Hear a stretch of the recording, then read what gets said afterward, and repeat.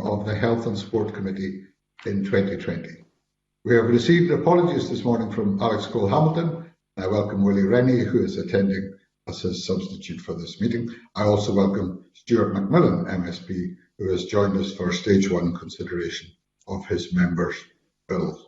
I remind members when asking questions in the evidence sessions to indicate when they've reached their last question, and I ask witnesses to put an R in the chat box if they want to come in on a question which is being answered by somebody else. And we move indeed to agenda item 1, liability for NHS charges, treatment of industrial disease, Scotland Bill. This is an evidence session, and I welcome to the committee Professor Andrew Rogerson of the Occupational and Environmental Health Research Group at the University of Stirling, Alan Rogerson, Chair of the Forum of Scottish Claims Managers, David Short, Secretary of the Association of Personal Injury Lawyers Scotland, and Laura Blaine from the Lung Disease Team, Thompson's Solicitors Scotland. We now move to the first questions, and we will, as we do in current circumstances, ask questions in a pre-arranged order, and I will begin with the general principles of the bill. And if I would, in this case, like the views of all 4 of our witnesses on the general principles of the bill and whether, in principle, employers should be liable to pay NHS costs for industrial disease. Can I start with Andrew Rogerson? Thank you. Thank you for inviting me to the committee. I think that the principles are pretty clear, and I think probably there'd be fairly wide agreement. It's going to address issues of social justice in terms of the people who contract those diseases. It makes economic sense because it's actually going to drive changes in the workplace, which will make business and employers more effective. And I think it's an economic scheme. It's relatively modest, but I think it is doable. So the principles, I think, are important about driving improvements to reduce occupational ill health in Scotland. The Health and Safety Executive has actually done some costings on this, and each year there's something like £805 million go on occupational ill health costs. Not all of those, of course, would be in the hospital sector. Thank you very much. Alan Rogerson. Yes, good morning. Thank you for the invitation to appear. I think, yes, on the face of it, the bill seems like a good idea, but my concern is there is many unintended consequences of the bill as it's currently drafted, and whilst well-meaning in intention, I think the practical effect of recovering money to the NHS may be a lot harder than it first appears. I can go into further examples later on parts of the bill if questions allow. That's very helpful, thank you. David Short. Good morning, and thank you for inviting me to the committee this morning. In principle, APL does support the bill, and it follows the polluter must pay argument. I do agree with what Mr. Rogerson is saying, though there could be unintended consequences, which we can go into later on. But overall, APL's position is that if we can get money into the NHS, particularly at this time, it should be done. But we can discuss the unintended consequences a little bit later on. Thank you. Thank you. And Laura Blaine. Again, thank you for the invitation to appear before you this morning. Yes, Thompsons are broadly in favour again of the principle of the bill, and this is a logical extension to existing legislation for infant cost recovery. Disease has been excluded previously and up until now because of potential complexity and potential what's been referred to as unintended consequences. But again, as we are likely to discuss further, there are a few of those that cannot be overcome by a sensible and practical approach to resolving them.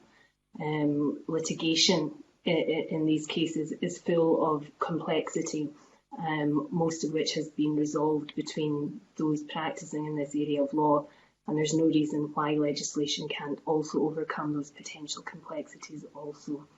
As has been indicated, the likely administrative costs of setting up any scheme will be modest, and currently, in the present climate, any recovery to the NHS for costs incurred by treating people who've been the victims of industrial disease must be welcomed.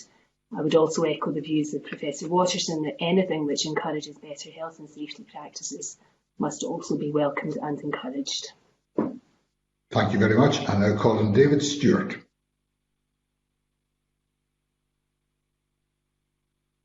To all our witnesses.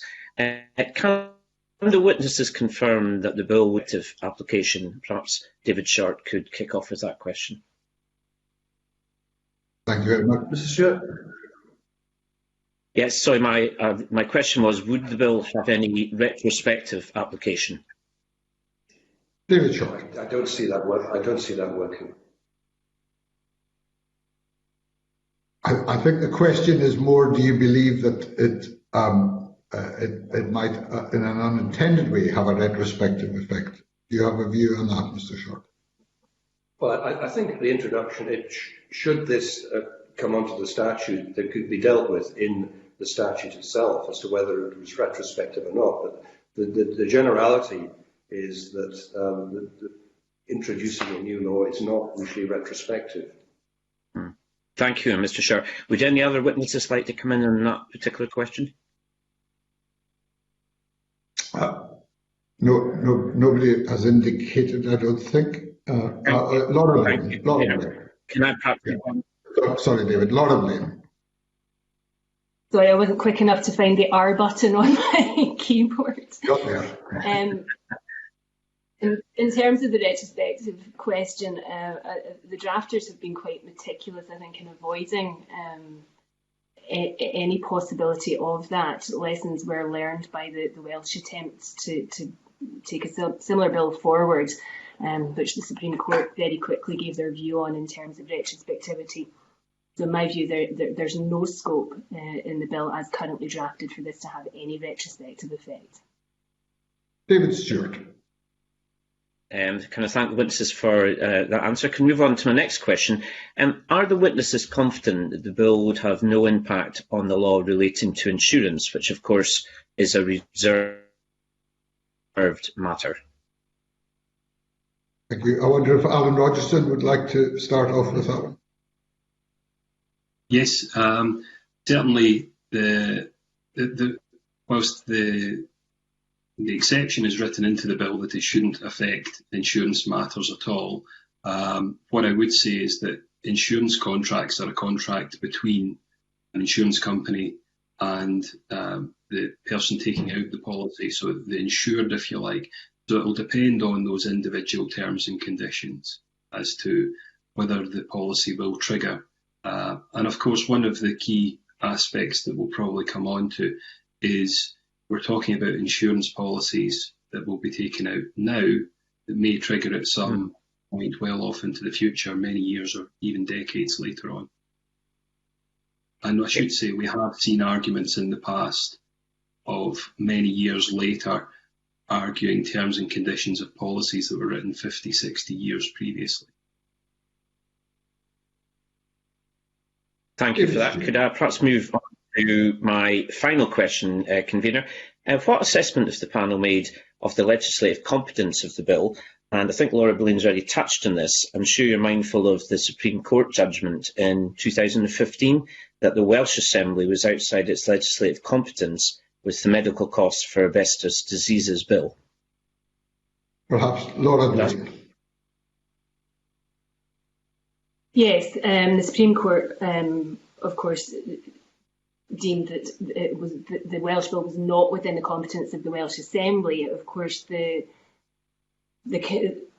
can't draw a direct comparison because the Welsh Assembly, of course, operates on a basis of specific powers having been delegated to the Assembly, whereas, of course, the Scottish Parliament is on the basis of being able to deal with all matters which have not been specifically reserved to Westminster. My view is that I cannot see that this bill treads on the toes of any reserved matters. Mr. Stewart, you've already touched on the question of whether it treads on insurance, which of course is a reserved matter. The bill does not affect the law on insurance. It doesn't require insurance policies to be taken out to protect against the recovery of costs.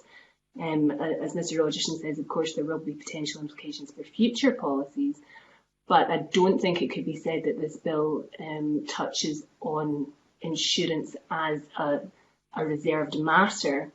It seems to fit most appropriately with health, which of course is not reserved to Westminster. So I think that in terms of competence, in terms of proportionality, then the bill I cannot foresee causing any difficulties on that front. Alan Rogerson.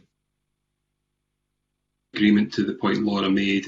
I don't see anything, any problem legislatively from the insurance matter either because of the way that the bill is drafted. Okay, thank you very much. I now call Brian Whittle. Thank you, Convener, and good morning to the panel. Got a real interest in this particular bill. I think any bill that improves or potentially improves the conditions in which people work in is welcome. Also, a bill that helps to stamp out bad practice by any employers is very welcome. I think I do speak as formerly owning a small company with 22 employees, and we always found it very difficult to keep up with legislation. So I think that there's definitely a difference between an SME and a major employer in terms of the ability to go forward with this bill. I'm not quite sure who to ask this question. Probably Alan Rogerson to start with. I just wonder whether he feels there should be a cap on the amount, therefore, that an employer could be liable to pay in cases of industrial disease. Alan Rogerson. Yes. What I should say, Brian, just on your point about workplace health and safety, one of the things I would say about the bill is we are talking about penalties that will be made a long time into the future. So there's perhaps better ways through inspection and enforcement action to help improve workplace safety now, rather than a penalty that might be levied many years into the future, sometimes on a company that no longer exists. So that's one thing I would say on that point. Certainly, there is a cap in place, so the NHS charges are on a sliding scale that's reviewed every year. We have these already for road traffic accidents and workplace accidents that arise out of a single cause. So there is some precedent there in the scheme itself. We can talk about some of the practical difficulties that we see in the current scheme that may be more problematic in the area of industrial design. Andrew Watterson. Means they're entitled to good information and advice, and it is a struggle for them. So upstream, I think one would be expecting to see the regulators providing that sort of support. And one of the indirect but positive consequences of the bill would be, as we've said, it will focus attention on occupational health. So that should mean more information should feed into the system and SMEs should be supported and advised better. Thank you very much. Brian Whittle. Thank you. Following on from that then, as you said there, we're looking probably some of these industrial diseases will manifest itself further down the line, even in companies that no longer exist. Do you think then the bill should look at holding the directors of those companies, or who were the directors of those companies, responsible further down the line? Because at the end of the day, that's reality. Directors are responsible for what happens within a company. Laura Blaine.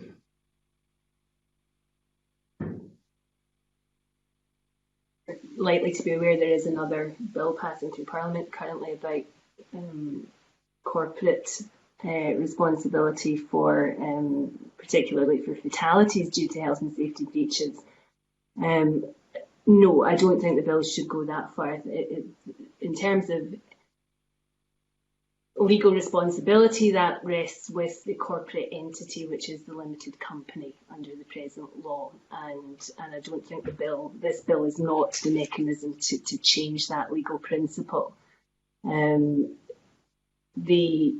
ability remains to restore a company artificially to the Companies House Register for the purposes of litigation, to be able to sue that company, with the insurance policy then kicking in to make payment of any compensation or indeed NHS costs, should that company be found responsible for the damage done. I think the risk or the threat of making directors responsible is more likely to cause or to lead to ways of evading that responsibility. It's much safer to know that a company is going to be held responsible and have the protection of the insurance policies through the premiums that it has paid for potentially many years to be able to meet those liabilities. Thanks very much. I wonder if David Short might have a view on that question. David Short. Thank you. I would agree that this bill should not be extended to try to cover directors' responsibility. Corporate responsibility and directors' responsibility is a very complex area. It's been looked at in the past, and it's very, very difficult to get an individual responsible. And as Laura says, that you can restore companies to the register. There is an insurer database, which there wasn't historically. So if you do have a case that you can find the insurer, you can restore the company, and it can be dealt with that way. But I do not agree with it being extended for directors' responsibility. Brian Goodall. Thank you. Quite an interesting one. This, I think, is something we'll probably have to look at a little bit more just to set aside time myself, because I do think there already exists legislation around director negligence, and that must play in here somewhere. But as I said, that's probably why I threw that question in, just as a grenade, just to leave it there. And my final question, if I could, convener, is around whether or not the cost of associated with administering the scheme compared to the amount raised from the scheme would be prohibitive. Thank you very much. I wonder, perhaps Andrew Rogerson may have a view.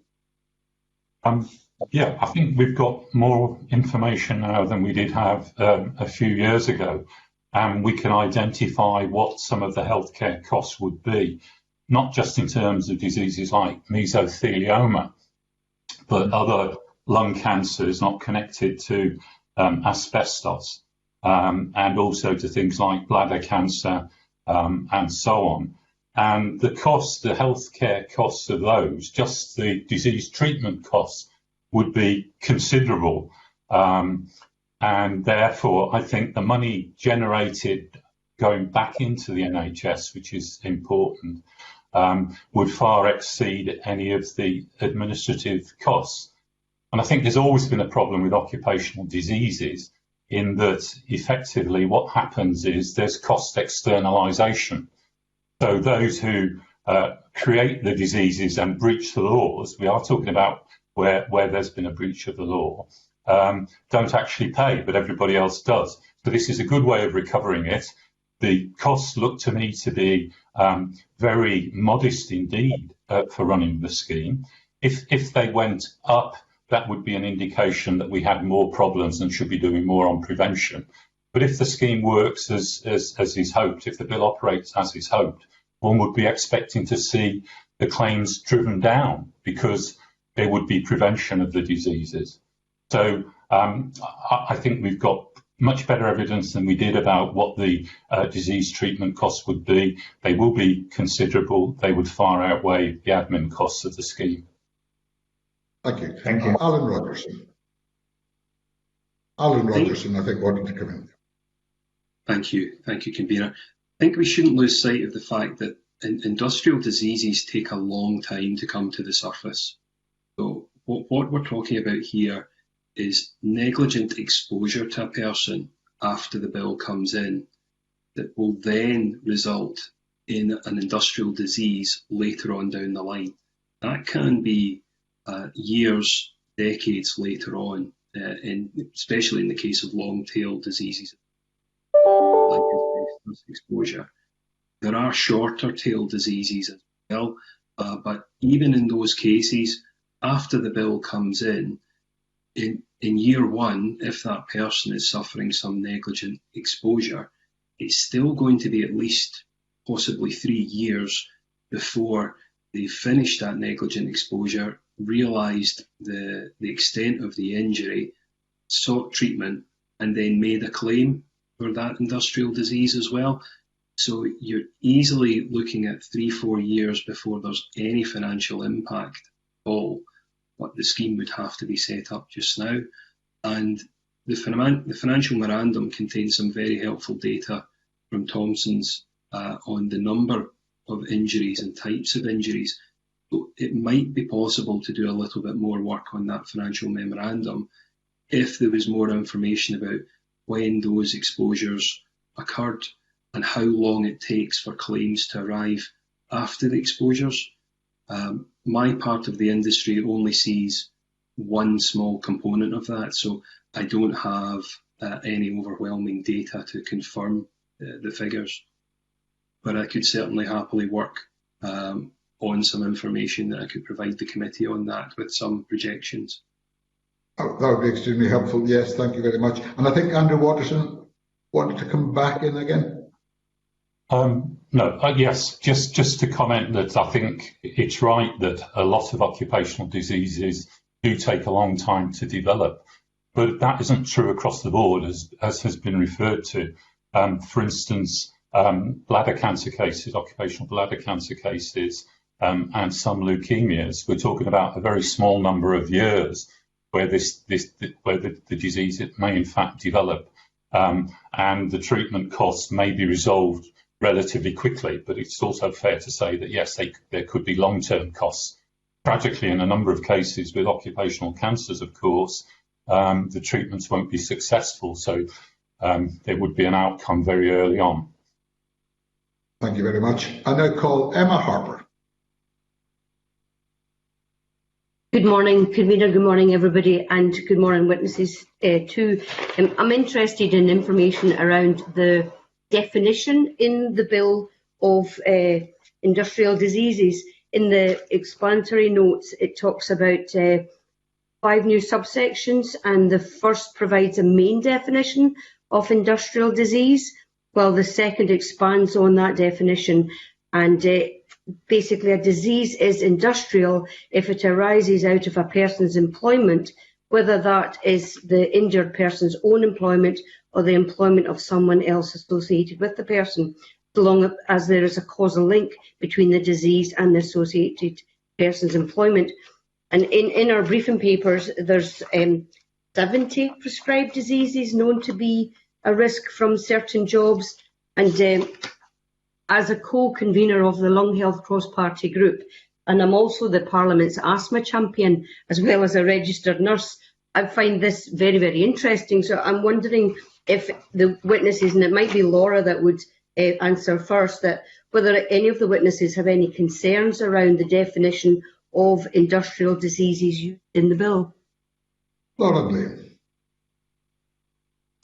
I don't think I have concerns. I think perhaps the word industrial carries connotations that aren't really for a modern age. It does suggest, the heavy industry of the past. I think the wider definition in terms of arising out of employment is wide enough to capture any potential disease arising from modern employments. But perhaps the word industrial, but it's the word that's used, for consistency. It's used in terms of benefits legislation. It's used in terms of all sorts of definition for diseases of employment, if you like. I think perhaps the connotations are, as I say, perhaps a little out of date. However, the wider definition ought to capture a wide enough scope of people being exposed to or going through processes that lead to disease or long-term injury in their employment. Emma Harper. Do you think there might be any potential issues with identifying an industrial disease and its subsequent treatment? as we've heard previously, that many industrial diseases may take years to cause an injury or ill health. I'm thinking about people that work in sawmills who are exposed to sawdust, for instance, and maybe years on they don't correlate that their chronic obstructive pulmonary disease is because of a job that they had 5, 10, even 15 years ago. There's also issues with welders, for instance, and inhalation of manganese. So are there any issues with identifying what was the cause of a person's disease, especially when it's years down the line? Andrew Rogerson. A very valid point, and I think clearly there are difficulties, but in fact the position is getting better.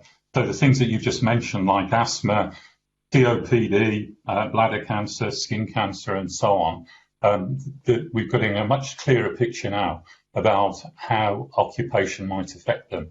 And I would agree that occupation would probably be the better word to use, but for the reasons we've just heard, legally people operate on the basis of industrial. But if you're looking at something like asthma, if you're looking at something like exposure to various other chemicals, the effects would be probably quite rapid. I mean, there are a whole series of lung diseases linked to asthma, which would appear probably in possibly in weeks. There could be one exposure. They certainly would appear in a couple of years. Long-term exposure to wood dust might be another matter.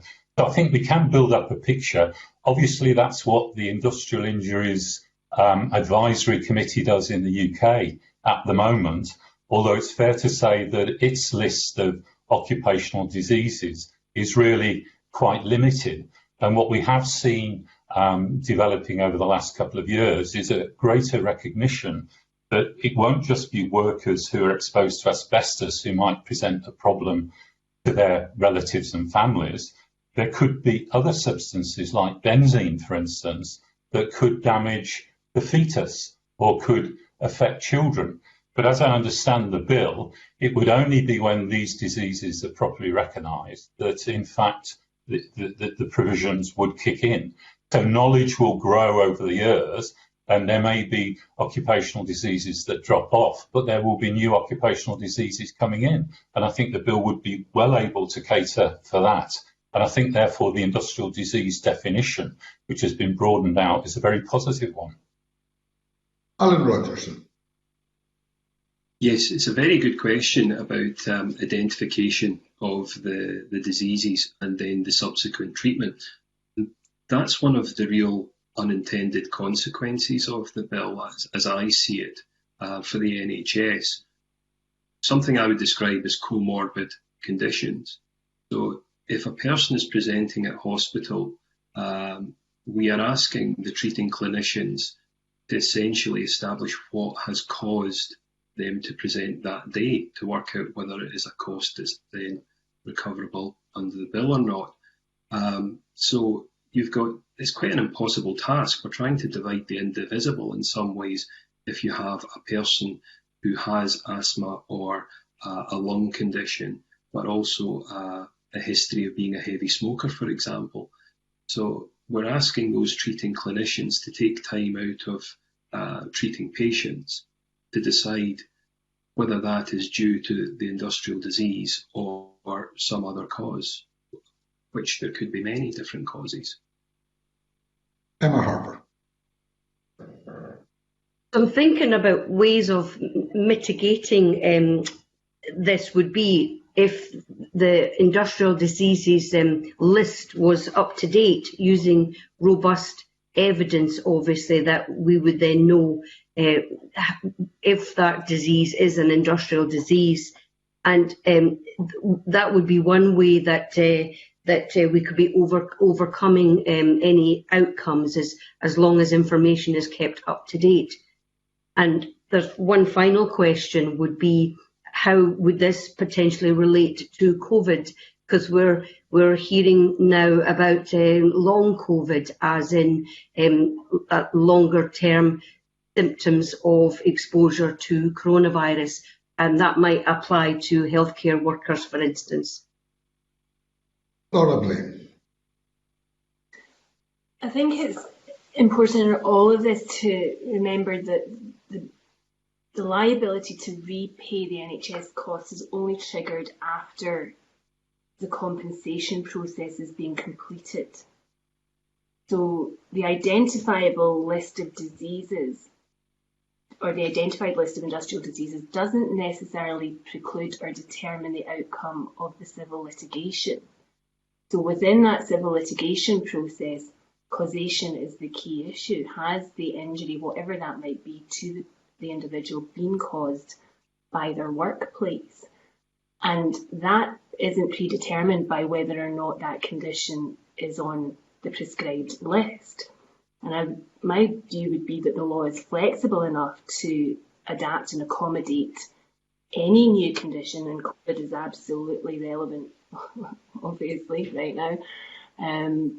But that issue of causation will be determined in the legal process by expert evidence, not by the treating doctors who have seen the individual. They get on with treating the individual, regardless of the legal process.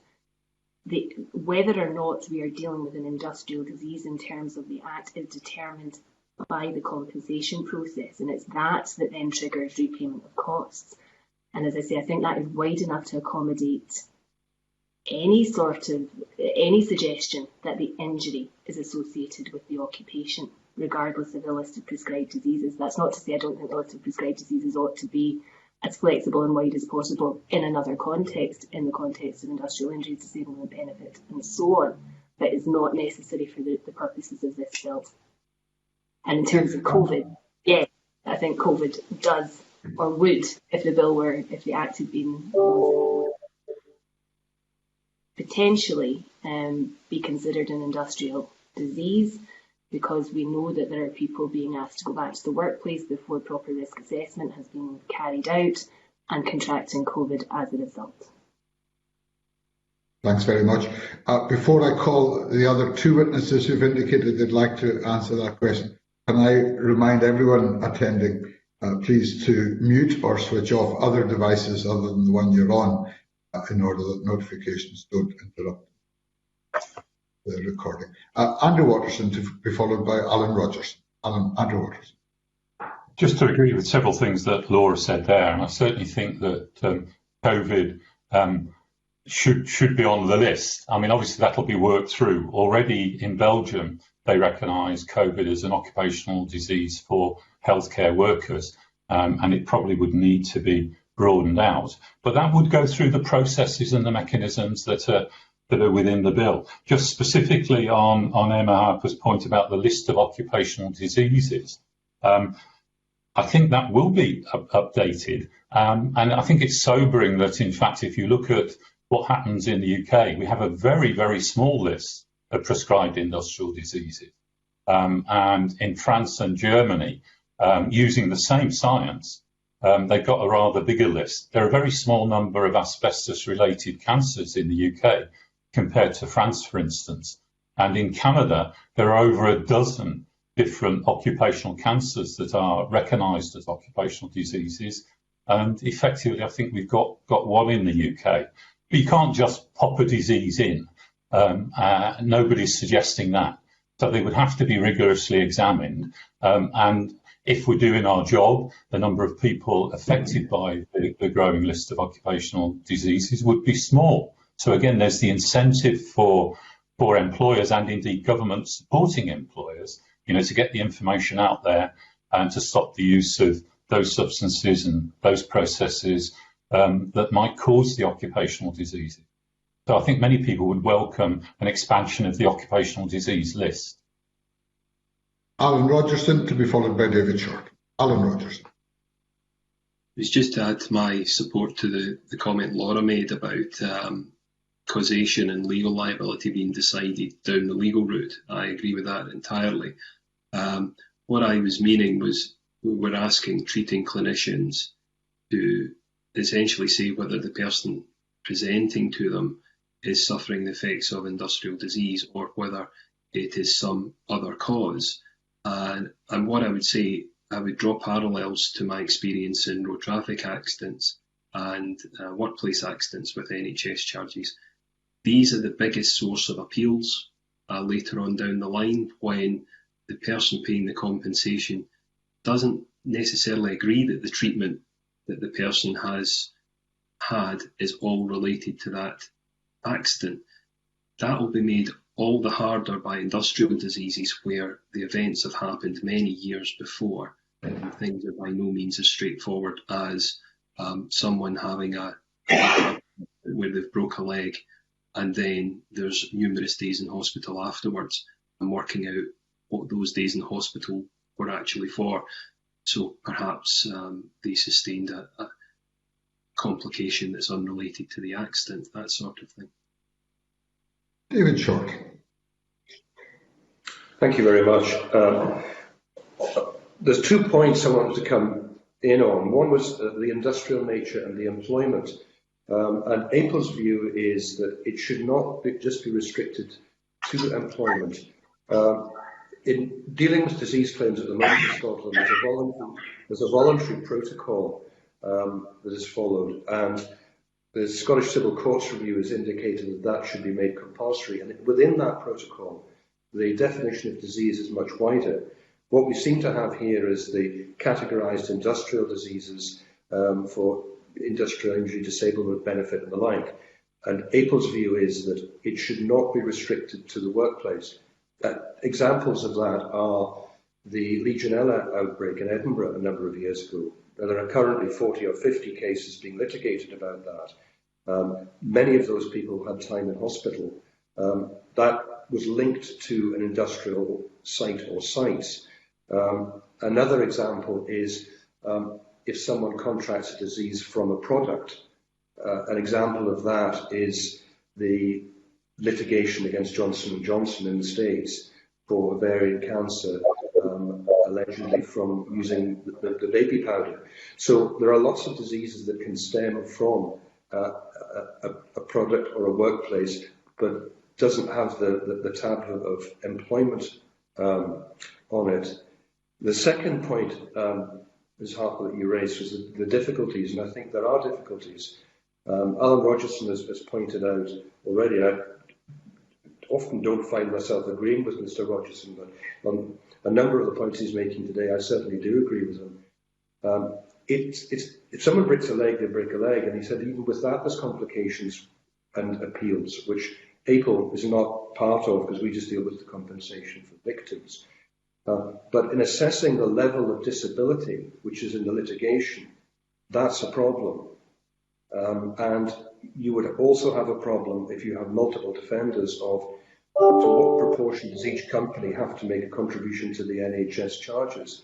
And there are enough arguments going on between defenders already, and I would worry that this would just add another layer of complication which could delay litigation for victims.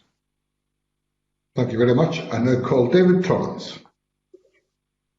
Thank you, Convener, and good morning to the panel. My question is around the settlement of compensation claims. Some written submissions to committee highlighted a potential unintended consequences in relation to insurance companies delaying compensation settlements due to obligation to pay NHS costs for industrial diseases. What impact could this bill have on the agreement of compensation settlements in cases of industrial disease? I wonder if David Short would like to kick off on that, and then I'll come to Alan Rogers.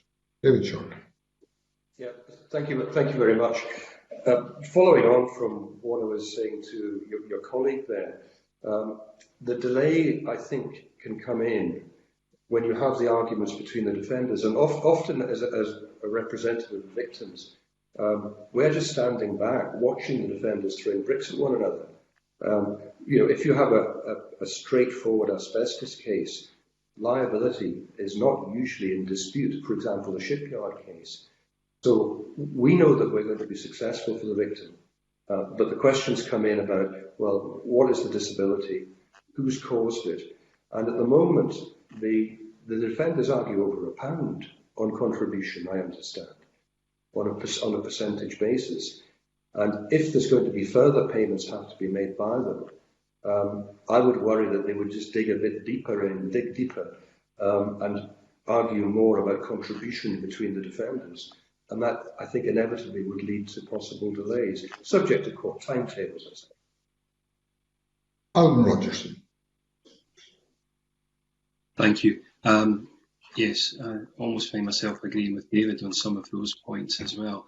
Maybe not quite as bad around defenders. What I would say is this is some of the unintended consequences of Section 2 of the bill, and I see this as really being problematic and could delay settlement offers for pursuers and pursuers obtaining the rightful settlement. What I mean by that is Section 2 is about contributory negligence and about the idea of defenders splitting up the cost of the claim. Contributory negligence is where someone might contribute to their injuries by refusing to wear personal protective equipment or not wearing it or not adhering to training that they're undertaking.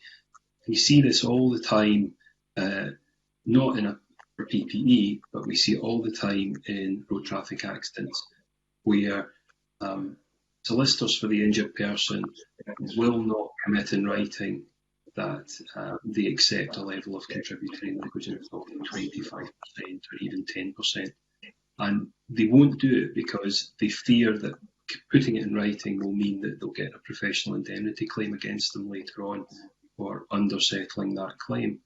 And this is what the Compensation Recovery Unit, who administer the scheme for road traffic accidents and workplace accidents, they require written evidence at conclusion of the claim saying this is what the respective people agreed as a split in the cost of the claim, so that they can then use that to split the NHS charges accordingly. So without this written evidence and without these agreements, it just means delaying the claim for the pursuer, so the poor person who's due their compensation doesn't get it. And a lot of times it forces cases to litigate. They don't need to litigate. It just lengthens the process and the cost for everyone involved. Laura Blaine. I don't deny that all of these issues are present, but they're present currently for anyone with disease claims. The reality is that these claims do despite what in terms of your defender and contribution. The majority of disease claims are also litigated regardless, because it's most pure in terms that unless they otherwise get. So the process of issues for its cost. Once the case is litigated, there will be hearing dates set down in those cases, which will be about the liability. Case for that hearing date, in the case that the interdefender is subject for the court, and the defendant do get sorted out again in advance of the ability to settle. So I do not know because it believes the defendant will be required to reach an agreement on their contribution or go proof on the matter, which I just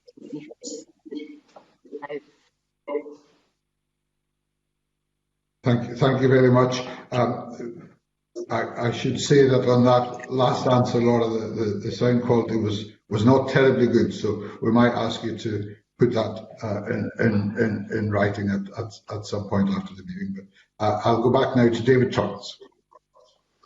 Thank you, Convener. And my final question, how could any unintended consequences in the bill be mitigated against? Alan Rogerson. I can't see any way that the unintended consequences can be made right in the bill without fundamental change, or not bringing the bill forward, unfortunately. I do see it as being pretty fundamental. the bill has to follow the same sort of process as the recovery scheme that exists in other areas, without a doubt. But it's just not as straightforward as other areas, and I think that's why I think it was in the SPICE briefing that it was said the last time this was looked at a number of years ago, I think it was 2006, as part of the changes that brought in the workplace NHS charges. The industrial disease was a bit too difficult to tackle at that point, and I don't think it's got any less difficult to the current day, especially when the people who are the DWP or the Compensation Recovery Unit are insisting on written evidence of agreements of these things before we apportion and change the NHS charges, because you're putting the onus on one defender who's paying the NHS charges for their exposure period. But there could be many other historic defenders before the Enact is brought in who are more culpable, but will not actually put pen to paper to agree their proportion.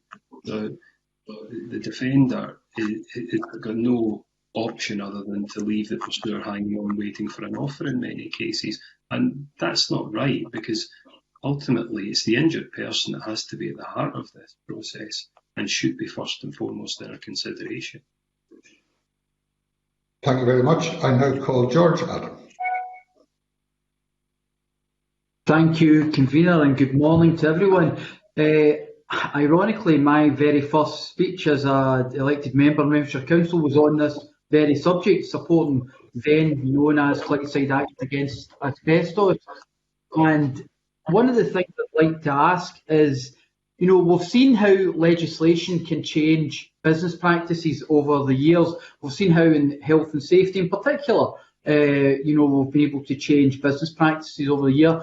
So do we believe that this bill would provide an additional incentive to improve health and safety practices in the workplace? And first I'd like to ask Laura Blaine and then possibly David Short. Laura Blaine.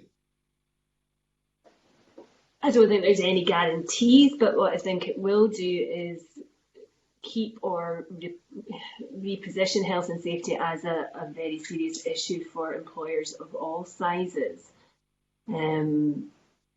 Anyone running a business is going to be hit, is going to take their financial impact of this seriously, and if additional insurance policies require to be paid because of the bill coming in, and there is an incentive that those premiums will be lower where someone has a good health and safety record, then it makes sense for that employer to maintain a good health and safety record.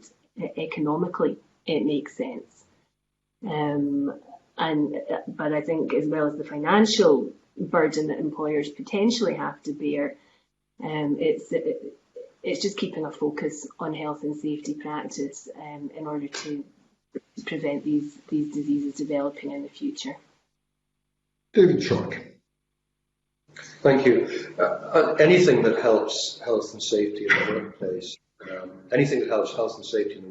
is to be welcomed. I think here there could be pressure or from the insurer onto the company to ensure that they do follow good health and safety guidelines as a condition of the policy. And if that helps save somebody develop an illness or disease, then people must welcome that. Andrew Rogerson. What's been said, we've got some evidence now from the United States, particularly Massachusetts, where when occupational diseases were identified, there was an advice and support service that allowed employers and regulators to work on ways and means of getting the causes of the occupational disease out of the workplace. And that effectively was a win-win-win, because you reduced the diseases in the workers, you often reduced pollution, and usually you made the companies more effective and efficient because they were investing in the best technologies and the best materials. So I think a bill like this, just simply because it goes through, will highlight, the importance of not neglecting what goes on in the workplace and the impact it has on health and indeed public health. So I think that's a big plus. Georgia. Thank you, Convener. Just on the back of all that, and I wonder if Professor Rogerson would have an answer, do you believe the bill will result in fewer industrial diseases in future? Does it have the power to be able to cut that? Andrew Rogerson. I think it does. You know, and we'll see how it works. But if it's working well, then employers will become more aware of the problems. Workers will become more aware of the problems. Action will be taken then to try and raise the standards. And if we're doing what we should do within the health and safety structure, of course, you would expect to see occupational diseases and injuries being driven down. So, yeah, I would expect that to happen. Alan Rogerson. I've got a slightly contrary view, and it's mainly because I see the consequences of these industrial diseases appearing many years later. So I don't think it will have quite the impact on workplace conditions now as better inspection and enforcement action would take. Thank you very much. And now Colin Willie Rennie. Thank you, Convener. It's widely believed that insurance companies will offer insurance policies in the future to cover the NHS contributions that may be coming from their clients, the actions of their clients. What effect would this have on premiums? And if we're going to have a different law in Scotland from the rest of the United Kingdom, what would that mean for those insurance policies and those companies that straddle several different parts of the United Kingdom? Alan Rogerson. Good question. The problem is we don't know what impact there's going to be many years down the line. And the way the insurance policies work, it will be the insurance policy at the time of exposure, i.e. after the bill comes in, that will then pay out in those many, many years down the line. So what you're trying to do now is look at that, assess the risk and say, what will insurance premiums do now? My personal view, but I am a claims person, is that the costs are so far down the line, it's just, we can't tell. I think there'll be many years before we see any of these costs come through, so there won't be any real guidance on setting premiums for a number of years. But the uncertainty over it could well drive up premiums and could well lead insurance companies to charge additional premiums. And the point about the other areas of the UK is actually quite a good one, because also even in businesses are cross-border. So we could be seeing people that have industrial diseases working in England and Wales, but who live in Scotland and who come back to Scotland for treatment as well in years to come. So we just don't know how that will be. The uncertainty really does drive the fact that insurance premiums could increase on the chance that there will be an additional cost in the future off the back of these policies. Thank you very much. And now call Sandra White. Thank you very much, Convener, and good morning. Excuse me, everyone. I've found this very interesting and fascinating, and I do thank my colleague Stuart McMillan for bringing this bill forward, particularly when you look at the definition of diseases and the amount and the information we've had. So thank you very much to our witnesses. And one of the issues I was going to read, it's not in my question, so Convener won't let me, but I just wonder if mental health will come into this particular one, considering what's happening just now and people working in bars and shops and things like that. So that's just mines alone. But what the questions I do want to ask would be basically in regarding to the scheme of things and exactly who would administrate this particular scheme. Would it be administrated from Scotland? Would it be administrated by the DWP? I note that there are differing opinions in this particular issue. I know that Stuart McMillan would prefer it for the Scottish Government and the UK Government to come to an agreement. the Department of Work and Pensions administer the scheme on behalf of the Scottish ministers. And then we go on to yourself at the University of Stirling, Occupational Environmental Health, mentions the fact that a new future for social security in Scotland in these circumstances, they say it would be contradictory for the DWP to administrate it. And some of the evidence which I've gave to previous questions in regards to cost, I think it was Lorna said that cost would be modest, and then again the professor had said it would be complex, expensive and less efficient. So my questions are, I think, to everyone, should the Scottish Government or the UK Government's compensation recovery unit administer the new scheme? What are the advantages or disadvantages, which I think there is contradictory evidence there, and what are the potential difficulties in administrating this scheme, whoever takes on that job? So that's two questions. I think it's to everyone, actually. It's two questions, and I think you mentioned mental health as well, so witnesses should feel free to comment on that too if it's relevant. Can I start with Andy Waters? Yeah, Thank you. Right, thanks. Yes, some very interesting points there. I would agree that we should be looking at mental health, but I think that is going to be a difficult area. Some countries do recognise some of the problems created there, and there is occupational disease compensation. In terms of the CRU, I think things have moved on. The CRU started off very well within the DWP, but I think if you ask people in England, they say that there are actually lots and lots of problems about how it's functioning.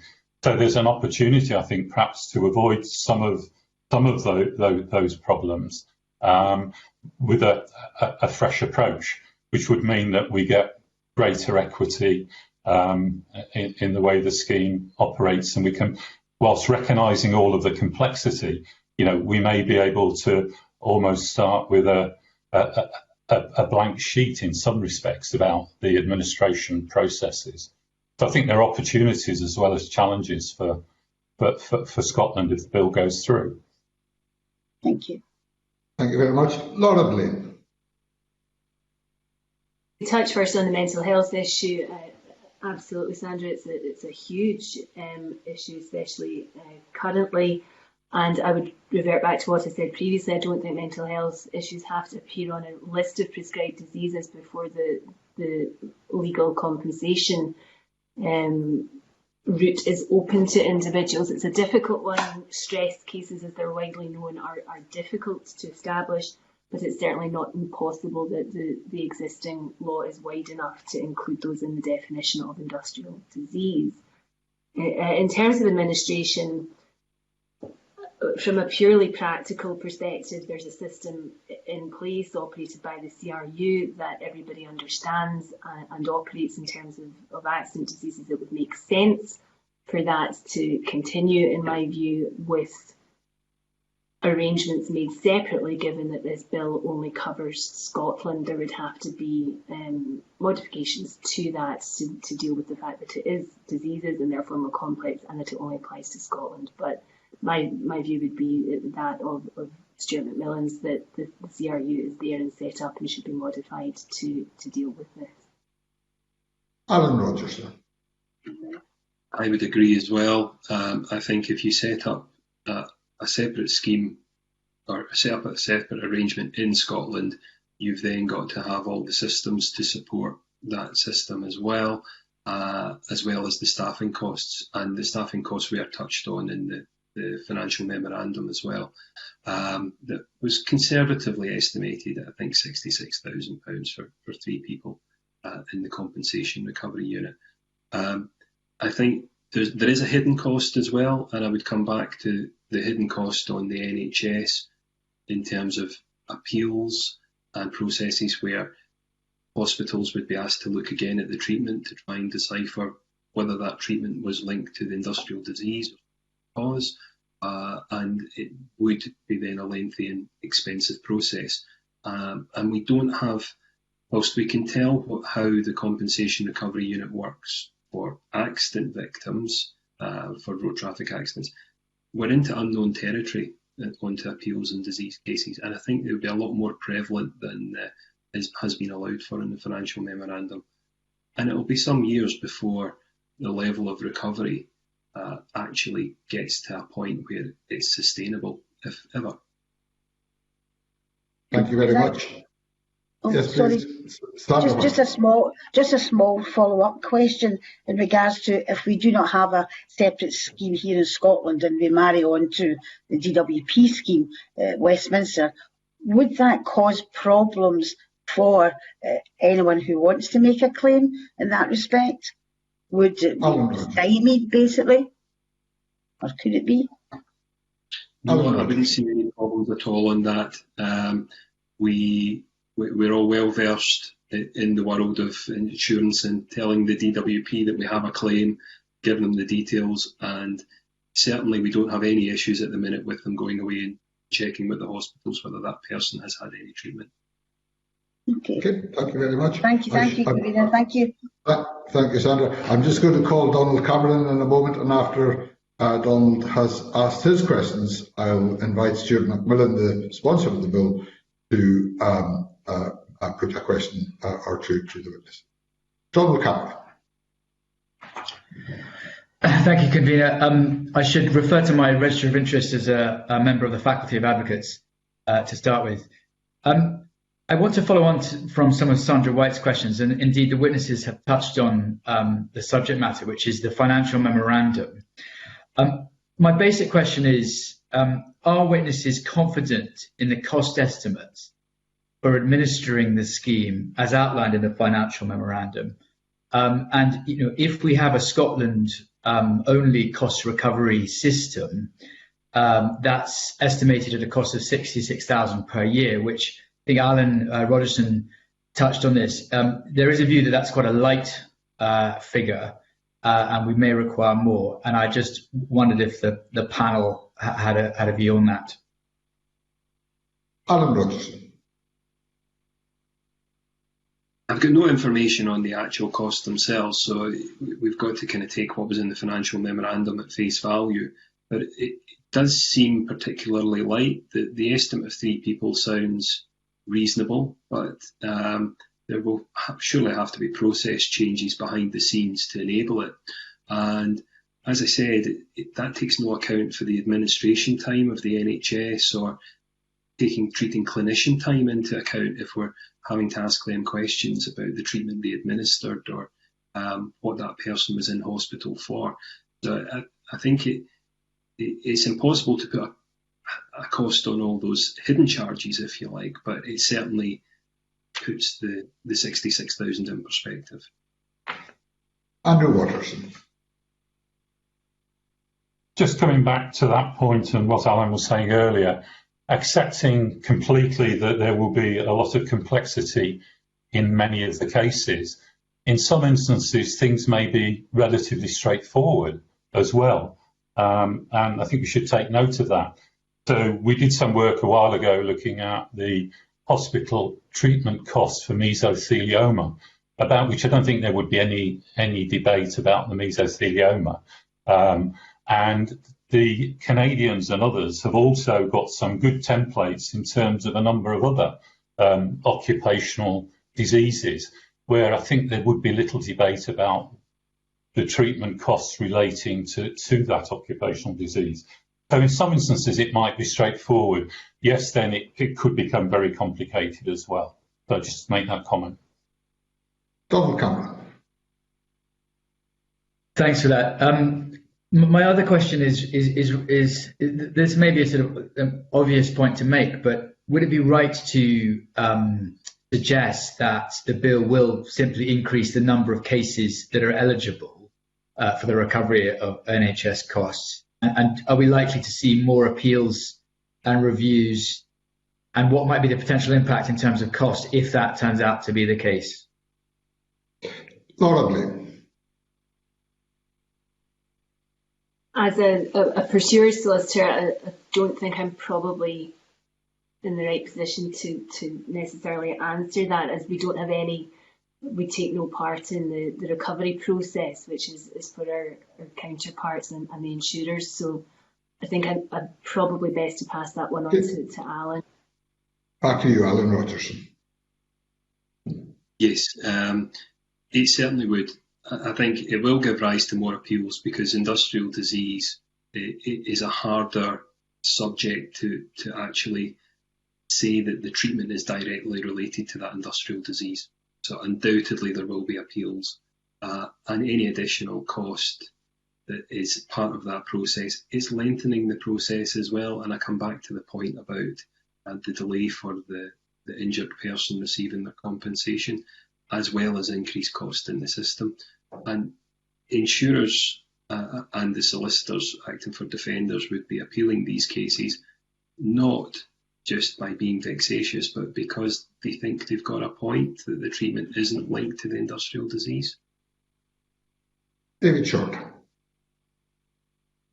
Thank you. Like Laura, as a serious solicitor, I can't comment on the actual cost, but what I would say is from under the current scheme run by the DWP, from a victim's point of view, it's working.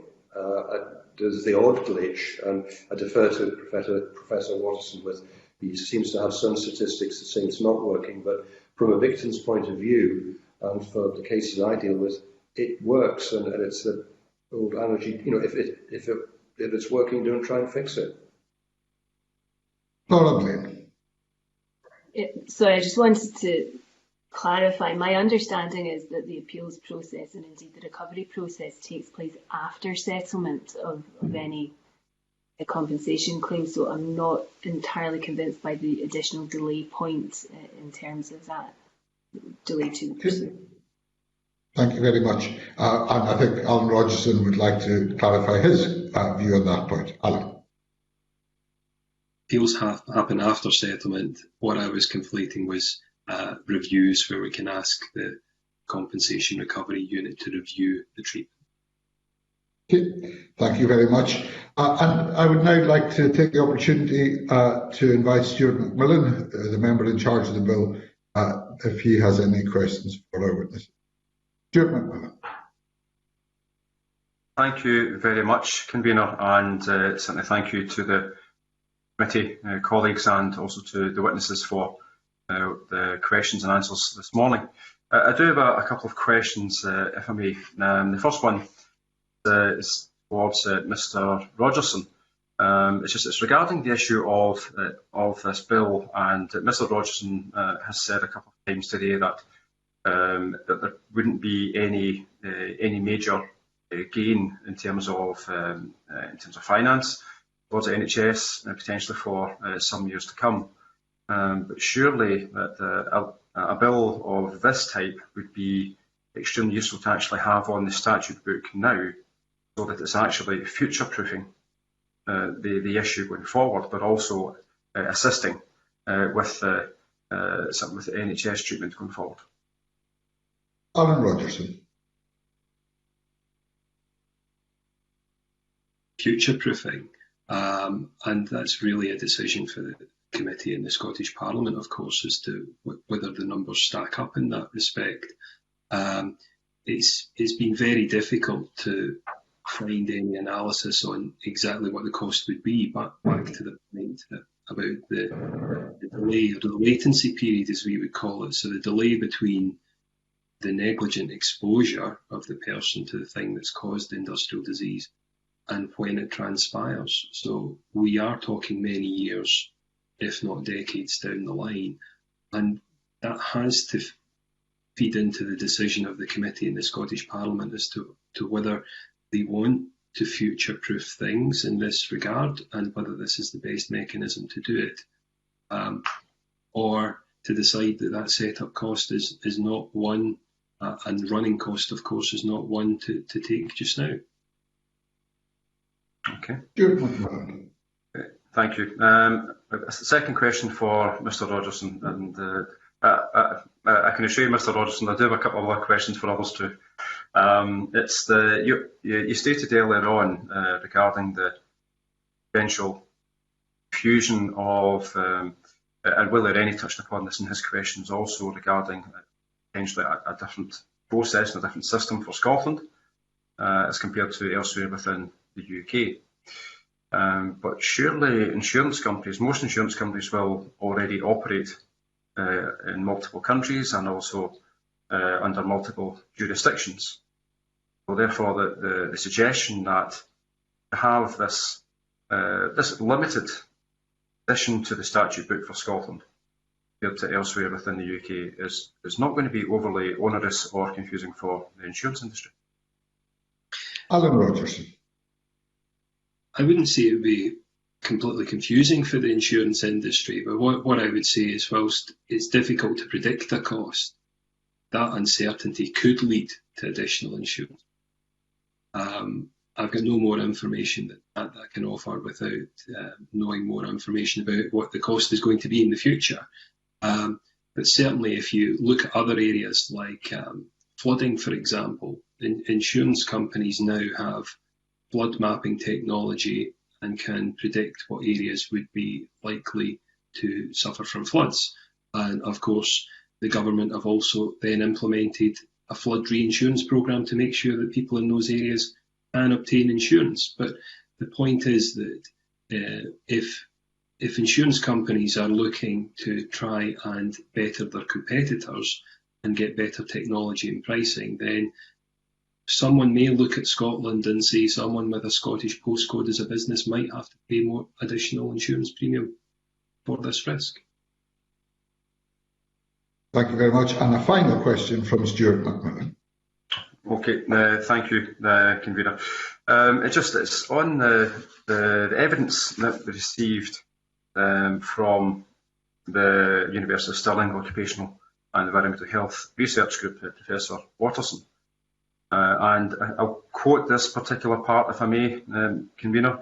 It said that the bill's broadening out of what is understood to be industrial diseases is an important step forward. It should help to ensure neglected numbers of occupational diseases occurring among women and marginalised groups finally fully recognised and recorded. The bill will be able to include diseases contracted beyond these in traditional male-dominated. Do the panel believe that this bill, well, first of all, do they agree with those comments from Professor Watterson, but also do the panel believe that the bill actually has at its ethos an equality aspect built in as compared to something that's an add-on, and do they think that this bill, with bearing in mind those comments, actually will increase the opportunity for women and marginalised groups actually get justice and actually get the assistance that they require? I think I come back to the point I've made a couple of times that the definitions of disease and the extent of the people that these definitions touch on don't really play into how the bill will operate in practice. And the bill is all about whether or not there has been successful litigation. And the law is wide enough to encompass anyone who has been negligently injured in the course of their employment or as a result of the employment of somebody else. The law already encompasses that. And my speciality is asbestos disease. I'm seeing increasing numbers of women who have been affected by asbestos disease because of the social history of it, that women were becoming exposed 20, 30 years ago and are now suffering the consequences of that. So the bill in itself does not open up that equality or that opportunity to marginalised groups. The law is there to do that. But what the bill will do is, as I said before, will highlight all of these issues which are so relevant to anyone in Scottish society. Thank you very much. And I think Alan Rogerson wanted to come in also with a brief comment on that.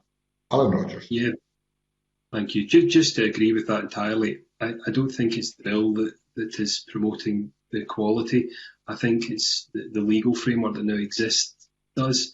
And it's back to that misnomer of calling it industrial leads you to think of our heavy industrial past in Scotland as opposed to what we mean by disease now. Thank you very much. And can I thank all our witnesses for a very full evidence session? I think that's been helpful to members of the committee. Thanks Stuart McMillan for joining us, and I'm sure he will have found that helpful too. And we look forward to dealing with this bill further in the weeks ahead. We'll now move on to agenda item 2. As I say, thanks to the committee, thanks to the witnesses who gave evidence on agenda item 1. We now move on to consider subordinate legislation to made affirmative instruments in relation to coronavirus and international travel, laid under section 94.1 and 94.2, international travel of the Public Health, etc. Scotland Act 2008. As in previous weeks, we are looking at regulations where the Scottish ministers have been able to bring these forward as urgent regulations, but that under section 1227 of the Act, those emergency regulations will cease to have effect on the expiry of the period of 28 days, beginning with the date in which regulations were made, unless before the expiry of that period the regulations have been approved by a resolution of the Parliament. And these regulations, once again, are with this committee to consider, and we are looking at 2 regulations today: the Health Protection Coronavirus Public Health Information for Passengers Travelling to Scotland Amendment Regulations 2020, and also the Health Protection Coronavirus International Travel Scotland Amendment for 19 Regulations of 2020. And I'm sure that our witnesses will be able to describe the purpose and effect of these regulations. I welcome to the committee once again Hamza Yousaf, Cabinet Secretary for Justice, who is accompanied by Rachel Sunderland, Deputy Director of Population and Migration, by Jamie McDougall, Deputy Director Test and Protect, and by Laura Duffy, Team Leader of the Community Surveillance Division. Thank you for joining us today, Cabinet Secretary. We have 2 instruments before us. We have an opportunity for members to ask questions. I'll invite any members who have questions to ask, if they please would indicate accordingly in the chat function just now. Let me start off, Cabinet Secretary. Again, my intention would be, if members agree in a moment, to consider both regulations together when we come to the debate session, and therefore the invitation to members to questions on any aspects of either of the regulations before us today. Cabinet Secretary, I wonder if I could ask you to bring us up to date on the community surveillance aspects of this in relation to people who have been quarantined, how that has been reported. We have discussed this on previous. Cabinet Secretary. Good morning, Convener. Good morning to committee members. I hope everybody is keeping well and keeping safe. So you're right, Convener, the committee and you in particular have pressed the government to do what we can in order to ensure that Public Health Scotland has the resource available to be able to contact, as we said, up to 2,000 contacts in terms of those who are required to self-isolate. The latest figures came out.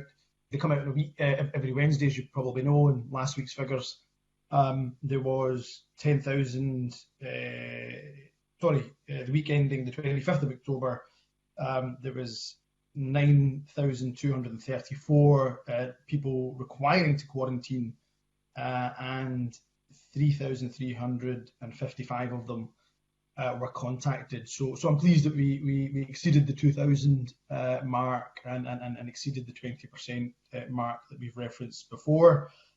So that's positive in that regard. In terms of the number of cases internationally, you've also pressed me to ensure that that data is also included, and it now is included in terms of the number of positive cases that are coming from international travel. And the latest figures do show that roughly 6.8, almost 7% of positive cases are coming from international travel, which has decreased from the kind of peak naturally as we'd see in summertime.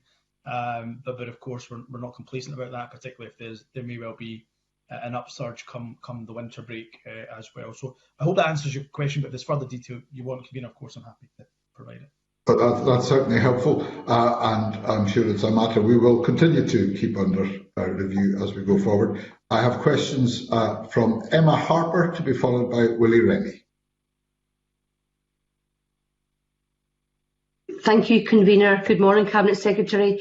It's really just a quick question regarding people that are travelling into airports in England, like Newcastle, Manchester, even Heathrow, and then their onward journey is on to Scotland. So I'm wondering how active or proactive the UK government have been with the Scottish government to continue to trace or support the ability to assess how many people are coming into Scotland through other airports, so that we can look at continue to monitor and manage the numbers appropriately. Cabinet Secretary. I'd have to say, you can hear me now. So I'd have to say, on the general point of working with the UK government on this particular issue, I'd have to say that the engagement is constructive. It's in a positive place. We're getting good access to the information, and then there's a weekly call between the four nations. It was chaired by Grant Shapps, but has now taken a slightly different format in terms of the COVID-O meetings chaired by Michael Gove. But nonetheless, there's still good engagement on a weekly basis on this matter. In terms of the more direct question, on the issues that Emma Harper raises, just to make it absolutely clear that regardless of which port of entry you come into in the UK, if your destination is Scotland, then your information will go from the passenger locator form to Public Health Scotland. And then you will become part of that cohort, if you have to quarantine, that may well be sampled, that I just referenced, that cohort to the convener just there. You would then be sampled potentially by Public Health Scotland. So regardless of whether you come from Manchester, Newcastle, or indeed any other port of entry from the UK, if your destination is Scotland, that's what's on the passenger locator form, where you're required to self-isolate if you have to quarantine for 14 days. If that is in Scotland, then that information gets passed up. Now, there was some teething problems in the very beginning, and I think this committee went through some of those teething problems, but certainly as of lately, there's no issues with that information being passed from the border force, or indeed be it from Home Office to Public Health Scotland. Thank you. Thank you very much. Thank you. Willie Rennie, to be followed by Brian Whittle. Willie Rennie.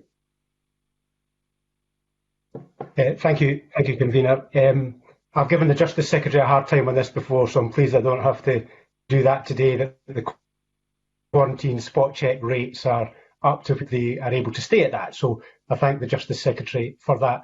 I'm interested in the compliance, what the feedback is from the sampling from the spot checks, and what kind of feedback are we getting from that? And secondly, there's been talk previously about doing testing at airports, in part to reduce the quarantine period down from the 14 days to the 10 days, because there's been particular concerns that 14 days is a difficult length of period for people to comply with, and if we're able to reduce that, we might get a greater degree of compliance. Now, I want to do this from a perspective of being cautious and safe, rather than necessarily easing matters, but I'm just wondering if the Justice Secretary could update us on both of those fronts.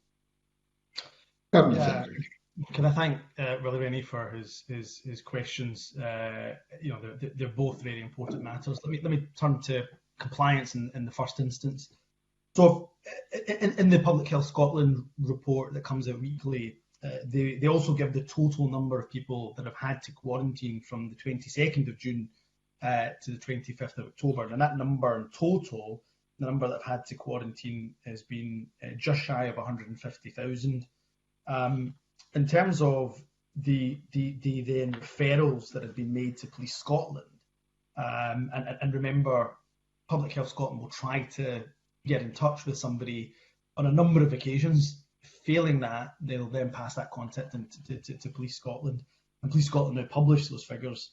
Total number of Public Health Scotland kind of travel reg referrals has been 241 to Police Scotland. So by and large, Public Health Scotland are managing to get through to the vast majority of people that they need to contact. And remember that number of 150,000, that's the total number, so that's not the number that have been contacted in total, that it would be a dip sample of that as a just reference.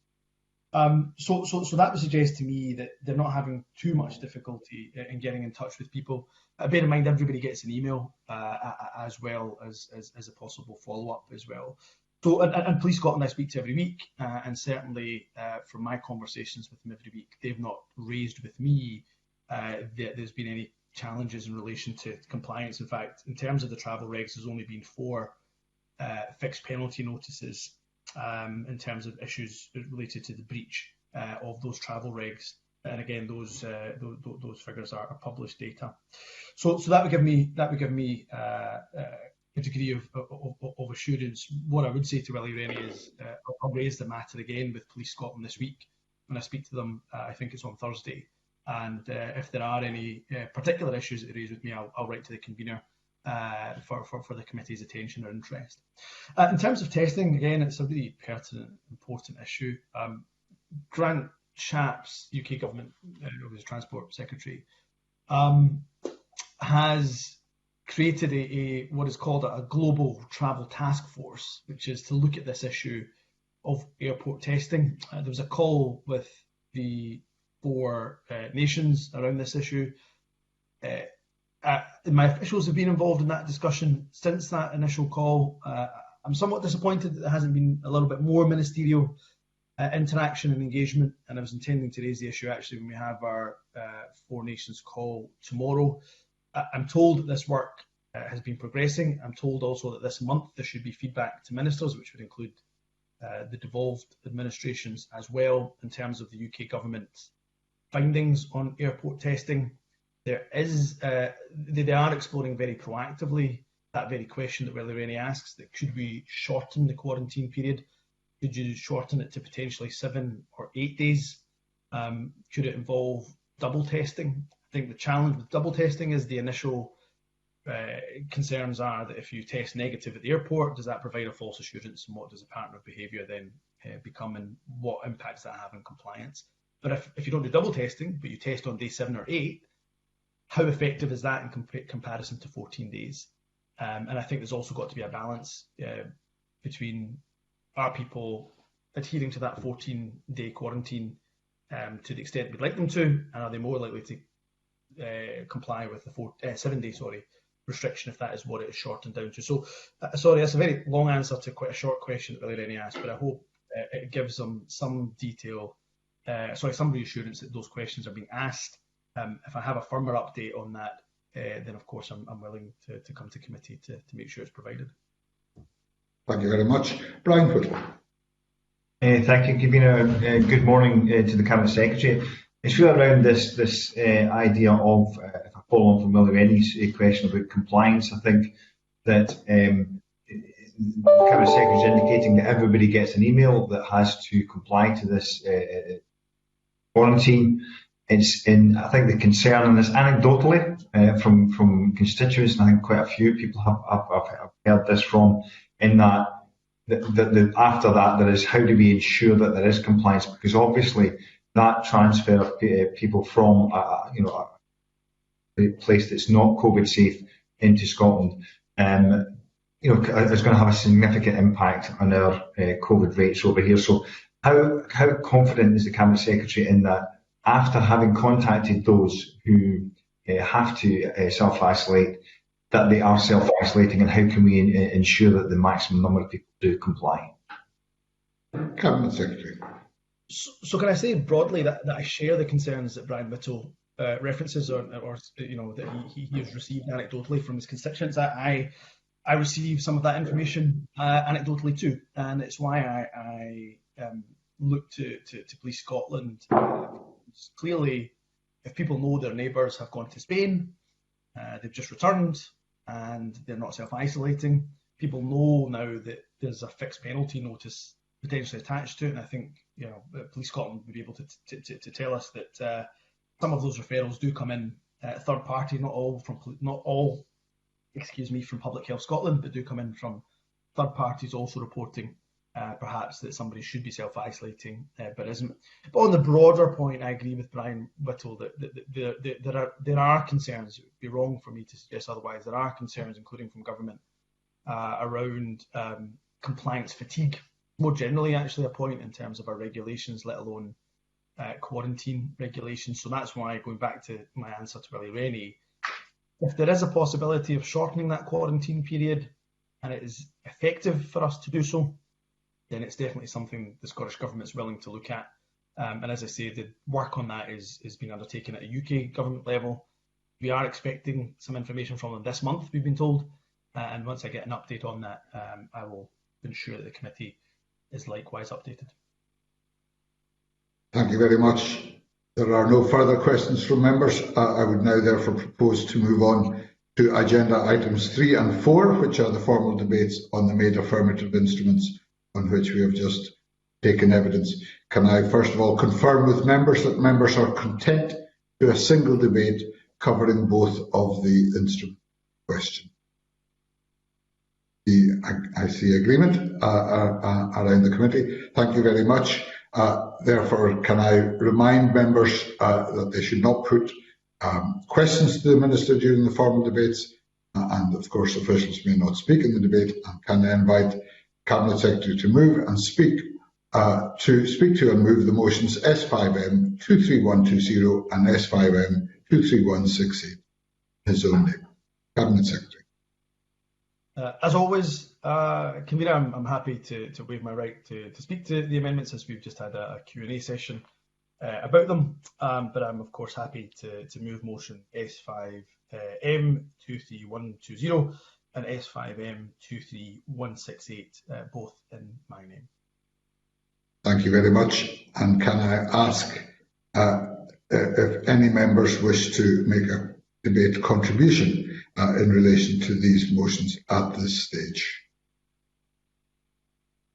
If not, and there is no further comment from the Minister, we should then move to the question. The question is that the motions S5M 23120 and S5M 23168 be approved. Are we all agreed? We are so agreed. Thank you very much. That concludes these two items of business, and we will report to Parliament in accordance with that decision. Support for these motions. Thank you very much to the Cabinet Secretary and to his officials for their attendance this morning, and we will now move on to the item number 5 on our agenda. Item number 5 on our agenda is consideration of 2 consent notifications proposing that the Scottish Government give consent to the UK Government legislating using the powers in the European Union Withdrawal Act 2018 in relation to 2 UK statutory instruments. The first instrument we will consider today is the Alien Species in Agriculture, Animals, Aquatic Animal Health, Seeds and Planting Material, Legislative Functions and Miscellaneous Provisions Amendment EU Exit Regulations 2020, the part applying to zoonotic diseases only. Can I ask if any members have any comments they wish to make in relation to this instrument? Members will have observed that the supporting paper for this instrument suggests that we make a point in relation to the in relation to the Northern Ireland Protocol as part of our response to the government, namely that we ask to be kept up to date by the Scottish Government on its engagement with UK ministers in relation to the Northern Ireland. Is that agreed by members? And are we therefore content for the Scottish Government to give its consent for UK ministers to be a statutory instrument? We are so agreed. Thank you very much. The second instrument to consider today is the Food and Feed Safety and Hygiene Miscellaneous Amendments EU Exit Regulations 2020, which we considered at last week's meeting, and members will recall there were a number of questions which we put to the ministers, to the government, and we have received a response from the government on these. There's a letter in response to our questions from Joe Fitzpatrick, which members will have seen. Can I ask members if they have questions? I see Sandra White. Oh, thank you very much, Convener. Yes, and I draw your attention to Annex B, which is a letter to yourself, Convener, from Joe Fitzpatrick, the Minister.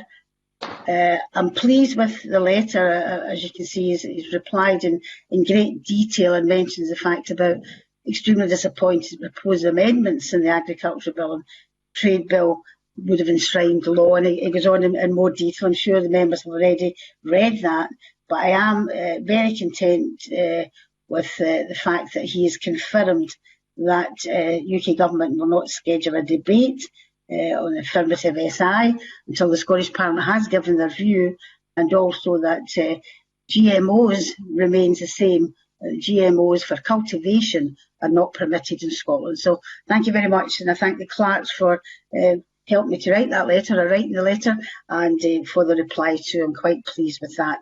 But obviously, it goes into more detail in the reply, that disappointment that SIs, etc., are still not there. But thank you. Thank you very much. Are there any other comments from members of the committee? If not, are we content for the Scottish Government to give its consent for UK ministers to lay a statutory instrument in the UK Parliament on this subject? Yes. We are all content. Thank you very much. And that concludes the public part of this meeting. We will now move into private session. We will resume on a different platform at 11:40. I now suspend this meeting.